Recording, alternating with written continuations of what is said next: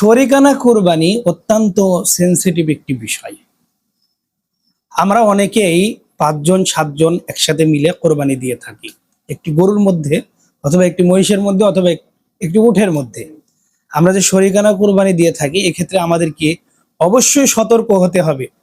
এই ৭ জন ব্যক্তির মধ্যে যদি কেউ এমন নিয়ত গলত থাকে যে সে কোরবানি দিচ্ছে গোস্ত খাওয়ার জন্য, অথবা ৭ জন বা ৫ জনের ভিতরে যদি এমন কোনো ব্যক্তির সম্পদ থাকে যে সম্পদটি হচ্ছে অবৈধ, সুদের টাকা, ঘুষের টাকা, হারাম টাকা, এমন যদি কোনো ব্যক্তি থাকে তাহলে ৭ জনেরই কোরবানি বাতিল হয়ে যাবে।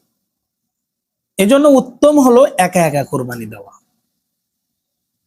৭ জনের মধ্যে যদি কারোর নিয়তের মধ্যে গড়মিল হয়, কারোর সম্পদের মধ্যে গড়মিল হয়, কারোর মধ্যে যদি কোনো সমস্যা থাকে, তাহলে সকলের কোরবানি বাতিল হয়ে যাবে। এজন্য আমাদেরকে খুব ভালোভাবে লক্ষ্য করতে হবে, আমরা যাদেরকে শরীকে নিচ্ছি, একসাথে যাদের সাথে কোরবানি করছি, তাদের মাকসাদ ঠিক আছে কিনা, অর্থ ঠিক আছে কিনা, এটা আমাদেরকে অবশ্যই অবশ্যই লক্ষ্য রাখতে হবে। অন্যথায় আমাদের কোরবানি বাতিল হয়ে যাবে। প্রিয় দর্শক, কোরবানি হচ্ছে আল্লাহর সন্তুষ্টির জন্য। এখন প্রশ্ন আসতে পারে যে একজনের কারণে অপরজনের কোরবানি বাতিল হবে কেন? আমাদেরকে একটি বিষয় বুঝতে হবে। আমরা যেহেতু শরিকানা কোরবানি করছি, আর শরিকানা পশুতে একটি জান থাকে, তার মধ্যে আমরা শরিক হচ্ছি। তার মধ্যে যদি একজনের গরমিল থাকে তাহলে সকলের কোরবানি বাতিল হবে, এটাই স্বাভাবিক।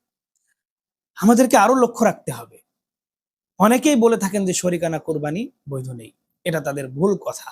বরং রাসূল করিম সাল্লাল্লাহু আলাইহি ওয়াসাল্লাম এবং সাহাবায়ে কেরাম একসাথে একই উঠে একাধিক ব্যক্তি কোরবানি করেছেন।